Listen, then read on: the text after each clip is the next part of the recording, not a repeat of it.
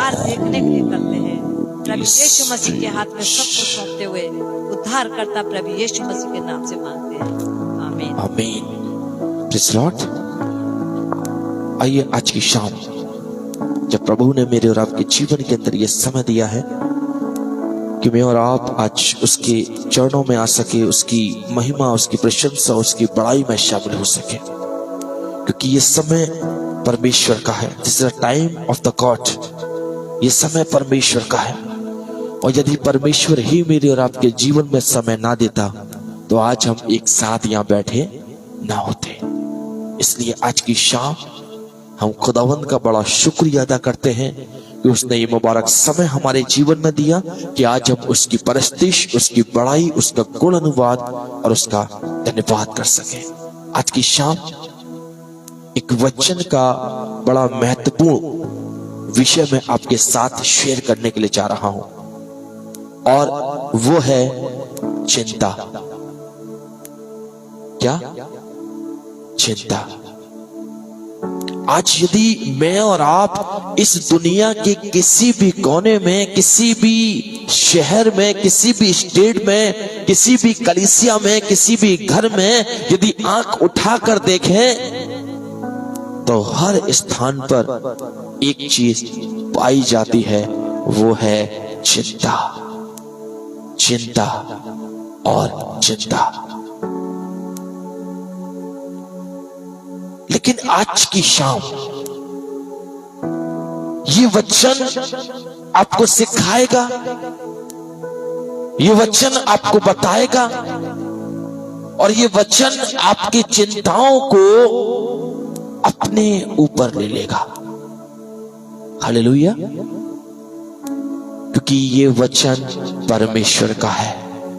आदि में वचन था, वचन परमेश्वर के साथ था, और वचन ही परमेश्वर था। आज मैं और आप जो बैठे हैं वो परमेश्वर की उपस्थिति में बैठे हैं, और मनुष्य की जीवन के अंदर नाना प्रकार की चिंताएं पाई जाती हैं। एक कोई स्टूडेंट है तो उसके जीवन में इस बात की चिंता है, मैं कैसे पास होऊंगा, कैसे मेरे एग्जाम्स होंगे, मैं कैसे नई क्लास में जाऊंगा। नई क्लास में आ गया फिर चिंता, माँ बाप की चिंता कि मेरे बच्चों का भविष्य होगा, बच्चों को चिंता कि हमारा आने वाला कल कैसा होगा। बोले प्रेज़ द लॉर्ड। हर मनुष्य नाना प्रकार की चिंताओं से, फिक्र से दबा हुआ है, डूबा हुआ है। लेकिन आज मैं बताना चाहता हूं यीशु के वचन के द्वारा कि चिंता करना मसीहों का काम नहीं है। क्या? चिंता करना मसीहों का काम नहीं है। चिंता करना विश्वासियों का काम नहीं है। चिंता वो करता है जिसे ये विश्वास नहीं कि मेरा परमेश्वर जीवित है। Praise the Lord. चिंता वो करता है जिसे ये विश्वास नहीं है कि प्रभु मेरे बोझ को उठाने की ताकत रखता है। चिंता वो करता है जिसे ये ईमान नहीं है कि यीशु बोलेगा और हो जाएगा। Praise the lord. हे मार्था, तू बहुत बातों के लिए चिंता करती और घबराती है। तेरे मन में बहुत सी चिंताओं के विषय चलते हैं। तेरे विचारों में बहुत सारी चिंताएं, बच्चों के भविष्य को लेकर, परिवार के भविष्य को लेकर, आने वाले कल को भविष्य को लेकर, क्या खाएंगे, क्या पिएंगे, कहां रहेंगे, कहां उठेंगे। तू बहुत बातों के लिए चिंता करती और घबराती है। लेकिन देख आज की शाम, जो उत्तम भाग मरियम ने चुन लिया है वो उससे छीना ना जाएगा। कौन सा था वो भाग? किस उत्तमता की बात कर रहा था यीशु? आपको पता है मरियम कहां बैठी थी? मरियम, आना चाहता हूं, परमेश्वर की बड़ी रहमत के द्वारा बोले प्रेज़ द लॉर्ड। मैं बताना चाहता हूं परमेश्वर की बड़ी कृपा के द्वारा कि जब मरियम यीशु के पास आई और यीशु के पास बैठी, वो दुनियादारी भूल गई। सच बात है नहीं? वो नाती रिश्तेदारों को भूल गई, वो अपने बच्चों के भविष्य को भूल गई। जब यीशु आया, वो यीशु के चरणों में बैठ गई। बोले प्रेज़ द लॉर्ड। और जब वो यीशु के चरणों में बैठ गई, वो यीशु के चरणों में बैठकर यीशु के मुंह से पिता का वचन सुनने लगी। किसका वचन? पिता का। अब मार्था अपने किचन में लगी हुई है, काम भी कर रही है, सोच भी रही है, चिंता भी कर रही है, काम भी कर रही है, चिंता भी कर रही है। हाथ चल रहे हैं किचन में, दिमाग चल रहा है दुनिया में। बोले प्रेज़ द लॉर्ड। और जब मार्था आई, कहने लगी, हे प्रभु देख मेरी बहन ने तो मुझे अकेला छोड़ दिया है। तब यीशु उससे कहता है, हे मार्था, तू बहुत बातों के लिए चिंता करती और घबराती है। आज की शाम सिस्टर, नहीं घबराना। आज की शाम सिस्टर, कोई आपके साथ खड़ा हो या ना हो, लेकिन यदि आप प्रभु के चरणों में आ गई हैं, मैं आपको बताना चाहता हूं, वो मरियम के समान आपसे कहता है, जो उत्तम भाग तूने चुन लिया है, तेरे बच्चों ने चुन लिया है, वो इनसे छीना ना चाहेगा। बोले प्रेज़ द लॉर्ड। आपको भयभीत नहीं होना है, आपको डरना नहीं है। हो सकता है कभी हमारे जिंदगी के अंदर ऐसा भी मोड़ आए कि हमारा चिल खाली पड़ा है, हमारे डिब्बे खाली पड़े, लेकिन उस समय में भी प्रभु आपसे कहता है, आकाश की ओर दृष्टि कर और उन पक्षियों को देख जो ना बोते हैं, न काटते हैं और ना खलियान में बटोरते हैं, लेकिन क्या लिखा है? तो भी तुम्हारा पिता उन्हें खिलाता है। This is a word of the Jesus. वो पक्षी जो आसमान में उड़ रहा है, उसके पास ना खेती है, ना धन है, ना किचन है, ना दौलत है, वो उड़ रहा है, वो बो नहीं सकता, वो काट नहीं सकता, लेकिन खुदा फिर भी उसको खिला रहा है। खुदा उसको फिर भी उसका पेट भर रहा है, खुदा फिर भी उसके मुंह को भर रहा है। अरे जब वो पक्षी के मुंह को भर सकता है, वो जानवर के मुंह को भर सकता है, आपका मूल्य उन पक्षियों से कहीं अधिक बढ़कर है। क्या मानते हैं इस बात को? Praise the Lord. बात समझ में आ रही है? चिंता ना कर, चिंता ना कर, वो तेरे साथ है। ओह, मेरे साथ पढ़ने के लिए निकालिए मत्ती की इंजील और उसका 6 अध्याय, मैथ्यू चैप्टर 6। आज की शाम मैं आपको बताना चाहता हूं यीशु के वचन में से, प्रभु के वचन में से, मत्ती उसका 6 अध्याय और 6 अध्याय के 26वें पद को सीधे सिस्टर पढ़िए। क्या लिखा है? 6 का 26। मैं पढ़ूंगी मत्ती 6:26। आकाश के पक्षियों को देखो, वे न बोते हैं, न काटते हैं और न खत्तों में बटोरते हैं, फिर भी तुम्हारा स्वर्गीय पिता उनको खिलाता है। और क्या तुम उनसे अधिक मूल्य नहीं रखते? बस, हालेलुया। क्या तुम उन पक्षियों से अधिक मूल्य नहीं रखते? अब आप सोचिए, अब यह समय आपके सोचने का है, प्रभु की दृष्टि में उस पक्षी का दर्जा ज्यादा है या आपका? फर्स्ट प्रायोरिटी किसकी है? मनुष्य की। अब जब फर्स्ट प्रायोरिटी परमेश्वर की नजर में मनुष्य की है और वो कहता है, साफ लिखता है, क्या तुम उनसे अधिक मूल्य नहीं रखते? इसका मतलब है आपका मूल्य परमेश्वर के सामने बहुत है, आपका दर्जा बहुत बड़ा है, लेकिन आज तक हम उस दर्जे को समझ नहीं पाए। एक पिता से पूछो कि बाप की मोहब्बत क्या है सिस्टर। एक मां से पूछो इस कोख का दर्द क्या है। Praise the Lord. बच्चा उस मोहब्बत को नहीं समझ सकता, लेकिन मां उसके प्यार को बहुत गहराई से समझ सकती है। भले ही आप अपने माँ बाप की इज्जत ना करें, लेकिन माँ बाप जब आप कलेश में होंगे, दर्द में होंगे, पीड़ा में होंगे, उसकी आंखों से आंसू गिरेंगे कि वो आपसे मोहब्बत करती है।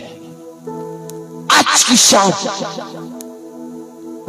भले ही आपको लग रहा है मेरा मूल्य क्या है, मेरा दर्जा क्या है, लेकिन आपका मूल्य आपसे बेहतर आपका पिता जानता है। आपका मूल्य आपसे बेहतर आपका स्वर्गीय पिता जानता है। क्यों? क्योंकि उसने आपको रचा है, उसने आपको बनाया है, आप उसके हाथों की बनाई हुई रचना है। इसलिए वो कहता है, आकाश के पक्षियों को देखो, ना बोते हैं, ना काटते हैं और ना खत्तों में बटोरते हैं, लेकिन स्वर्गीय परमेश्वर फिर भी उनको क्या करता है? हालेलुया। क्या पक्षी नौकरी करता है? क्या पक्षियों का कोई खेत है, या उनके पास कोई बैंक या कोई अनाज का डेरा? नहीं, लेकिन उन पक्षियों का भी यह विश्वास है कि प्रभु मुझे भूखा सोने नहीं देगा। आपको पता है, कभी सुबह 4 बजे 3:30 बजे उठिएगा। जब आप अपने घर से बाहर निकलेंगे ना, आपको पक्षियों की बहुत ज्यादा चे चे चे चे करने की आवाज आएगी, और वो आवाज केवल सुबह ही आएगी, ना वो दोपहर में आएगी, ना वो शाम को आएगी। हर पक्षी भी सुबह सवेरे उसका धन्यवाद करता है। ये शाया में लिखा है, साराब पे उड़ उड़कर ये कह रहे थे, सेनाओं का यहोवा पवित्र है। पक्षी भी उड़कर किसकी बड़ाई कर रहा है? परमेश्वर की। जब पक्षी उसकी बड़ाई कर रहा है, तो खुदा कह रहा है, तुझे ना बोना पड़ेगा, ना काटना पड़ेगा, ना बटोरना पड़ेगा। यदि तू मेरी बड़ाई कर रहा है, देख मैं तुझे खिलाऊंगा और मैं तुझे ऊंचे स्थान पर रखूंगा। पक्षियों के डेरे नीचे होते हैं या ऊपर? ऊंचाई पर। वे ना काटते हैं, ना बोते हैं, लेकिन फिर भी वो खाते हैं। यह है विश्वास। बोले प्रेज़ द लॉर्ड। और आगे लिखा है, इसके 31 पद को पढ़िए। अब 31 पद में क्या लिखा है? यस, इसीलिए तुम चिंता करके ये ना कहना। सुनिए सिस्टर, इसीलिए तुम चिंता करके ये ना कहना कि हम क्या खाएंगे, क्या खाएंगे, क्या पिएंगे, क्या पिएंगे, क्या पहनेंगे, क्या पहनेंगे, क्योंकि अन्य जाति हाँ इन सब वस्तुओं की खोज में रहते हैं। हाँ, पर तुम्हारा स्वर्गीय पिता जानता है कि तुम्हें इन सब वस्तुओं की आवश्यकता है। Praise the Lord. इसलिए बस प्रेज़ द लॉर्ड। क्या कह रहा है वो? इसलिए चिंता करके ये ना कहना क्या खाएंगे, क्या पिएंगे, कहां पहनेंगे, कहां रहेंगे, कहां नौकरी करेंगे। चिंता मत करना। वो कह रहा है तुम्हारा स्वर्गीय पिता तुम्हें खिलाता है। कौन खिला रहा है? स्वर्गीय पिता। एक कहानी आपको बताता हूं, और कहानी नहीं, सच्चाई है। एक प्रभु का दास हुआ। कौन? बड़े ध्यान से सुनिएगा सिस्टर, आप लोगों के लिए बहुत जरूरी है। एक प्रभु का दास, और वो प्रभु के थे। किसके भय में? परमेश्वर के भय में। और उनकी पत्नी, उनका बच्चा। और जब वो खुदा की खिदमत करते थे, उसकी परस्तिश करते थे, उसकी बड़ाई करते थे, नित्य सुबह शाम प्रचार प्रभु के लिए, आत्माओं को जीतना, एक समय ऐसा हुआ उनके घर का अनाज खत्म होना शुरू हुआ। क्या? अनाज खत्म होना शुरू। पत्नी चिंता करने लगी, कहने लगी, सुनो जी, आपको पता है आज आधा डिब्बा रह गया है गेहूं का। उन्होंने कहा चिंता मत कर, प्रभु आप इंतजाम करेगा। उन्होंने बाइबल उठाई और वो निकल गए प्रचार करने के लिए। फिर अगले दिन, सुनो जी, आज इतना रह गया है अनाज। उन्होंने कहा प्रभु आप जरूरत को पूरी करेगा। कौन करेगा? प्रभु आप। उन्होंने फिर बाइबल उठाई, वो प्रचार के लिए निकल गए। तीसरे दिन वो कहती है, सुनो जी, आज तो ये कंडीशन है कि केवल और केवल आज शाम का ही खाना बन पाएगा, सुबह का कोई बंदोबस्त नहीं है, कैसे होगा? उन्होंने कहा चिंता मत कर, प्रभु आप इंतजाम करेगा। वो फिर शाम को प्रार्थना के लिए निकल गए। अगले दिन सुबह वो उस डिब्बे को उठा के लाती है और अपने आदमी से लड़ने लगती है। मैं तुमसे कितने समय से कह रही हूं, घर का राशन खत्म हो रहा है, ये खत्म हो गया, वो खत्म हो गया, पैसे नहीं है, अब कुछ भी नहीं बचा, बताओ क्या खाएं, बताओ कैसे बनाएं। वो कहता है सब्र कर, प्रभु आप इंतजाम करेगा। वो अपने कमरे में गए प्रभु के दास, और उन्होंने दरवाजे में कुंडी लगाई और कुंडी लगा के वो प्रार्थना करने लगे। क्या? प्रार्थना। और जब प्रार्थना करने लगे, वो प्रभु से उन्होंने अपना मन छोड़ा, वो प्रार्थना में लौलीन हो गए। आधा घंटा हो गया, 1 घंटा हो गया, पत्नी इंतजार, सुबह क्या बनेगा। 9 बज गया, 9:30 बज गया, 10 बज गया, 10:30 बज गया, अंदर क्या चल रही है? प्रार्थना। और प्रार्थना निकलकर जब उन्हें प्रार्थना खत्म हुई, उन्होंने कुंडी खोली और वो बाहर निकल कर आए और उन्होंने स्वर्ग की ओर हाथ उठा के कहा, प्रभु आज इस समय के लिए भी मैं तेरा क्या करता हूं। क्या कोई होगा जो ऐसे समय के लिए भी धन्यवाद करेगा? उन्होंने हाथ उठाया और कहा, प्रभु आज मैं इस समय के लिए भी तेरा धन्यवाद करता हूं। और जैसे उसने धन्यवाद किया, एक बटेर उसके आगे गिरी। क्या? एक बटेर। और वो गिरी, उन्होंने जल्दी से उठाई, उठा के देखा, वो एक्सपायर हो गई, खत्म थी वो। और जब उन्होंने उठाया और जैसे उसके मुंह में देखा, तो उन्हें कुछ लटकता हुआ दिखाई दिया कि इसके मुंह में कुछ है। उन्होंने कोई चीज लिया और उसको जब खींचा और निकाला, उसके अंदर एक मोटी सोने की चेन। क्या? उसके मुंह में। उन्होंने वो चेन ली, बटेर को साइड से रखा और अपनी पत्नी के पास गया। ये देखो। उन्होंने कहा ये क्या है? उन्होंने कहा this is a chain of the gold, ये सोने की चेन है। उन्होंने कहा ये कहां से आई? ये तो इतनी मोटी है, ये तो बहुत पैसों की है, हमारे पास तो अनाज तक नहीं था और तुम सोने की चेन लेके घूम रहे हो। उन्होंने कहा मैंने तुझसे कहा था प्रभु आप इंतजाम करेगा, ये ले और बेच करा और अपना राशन भर ले। वो गई, वो बेच कर आई और उससे इतना धन मिला कि पूरा 1 साल का किचन उसका भर गया। हालेलुया। प्रभु आप इंतजाम करेगा। जोरदार ताली यीशु के लिए। किसने किया? क्या तुम्हें कुछ भी चिंता नहीं है? देखो कनस्तर खत्म हो गया, डिब्बे खाली हो गए, क्या खाएंगे क्या पिएंगे? प्रभु के दास का एक ही कहना, चिंता मत कर, प्रभु आप इंतजाम करेगा। और उसकी कैसी योजना हुई? एक बटेर गिरी, उसके मुंह में एक चेन, निकाला, बेकी और पूरे 365 दिन का खाना। वो तो केवल ये चिंता कर रहे थे कि आज सुबह क्या बनेगा, और खुदा ने 365 दिन का राशन उसके किचन में भर दिया। ये है हमारा परमेश्वर, ये है हमारा जिंदा खुदा।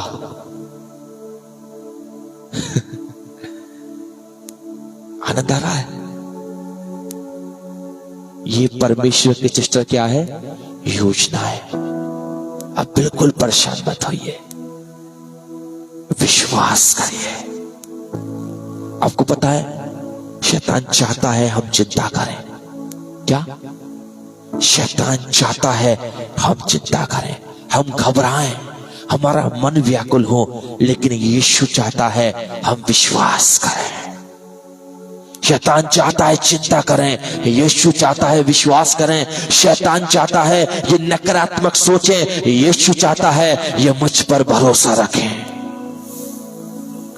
सुन लो तुम्हें किसकी आवाज को सुनना है, शैतान की या यीशु की है। जो उस यीशु की आवाज को सुनेगा वो कभी लज्जित ना होगा, उसका मुंह कभी काला ना होगा। प्रभु आप इंतजाम करेगा, प्रभु आप इंतजाम करेगा। किसने करा उसका इंतजाम? स्वर्ग में से एक बटेर गिरती है, आसमान में से एक बटेर गिरती है, ना जाने कहां से आई, किसने भेजी, कहां से थी, लेकिन उस दास का विश्वास था, चिंता मत कर, प्रभु आप इंतजाम करेगा, करेगा और करेगा। और उसने करके भी दिखा दिया। चिंता करके ये मत कहना क्या खाओगे क्या पियोगे। तुम्हारा स्वर्गीय पिता जानता है तुम्हें किस वस्तु की घटी है और वो तुम्हारी आवश्यकताओं को पूरा करेगा। Close your eyes. Thank you Jesus. आज की शाम एक बार फिर अपना दिल, मन और चित्त परमेश्वर की ओर लगाएं। Every person, yes, Holi spirit इसी वक्त अपने मन को परमेश्वर से जोड़ें। और मैं आप लोगों के लिए प्रार्थना करने के लिए चाह रहा हूं। Thank you father, thank you Holi spirit.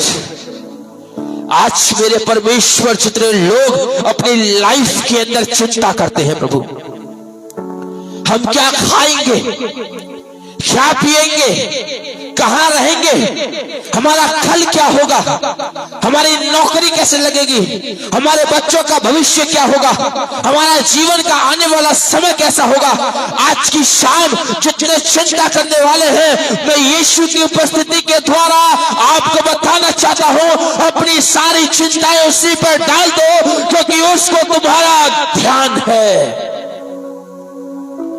आज की शाम परमेश्वर प्रार्थना करता हूं खुदावन प्रिय बहन के लिए, सीमा जी के लिए, प्रभु इनकी बेटियों के लिए और इनके बेटों के लिए, खुदावन यीशु के नाम से इनकी जिंदगी की जितनी चिंताओं के सबक है, इनके खुदावन, ओ हालेलुया। प्रभु तू कुछ बोलना चाहता है, तू कुछ कहना चाहता है आज की शाम, और तू बोल रहा है, तू कह रहा है आज के बाद चिंता मत करना।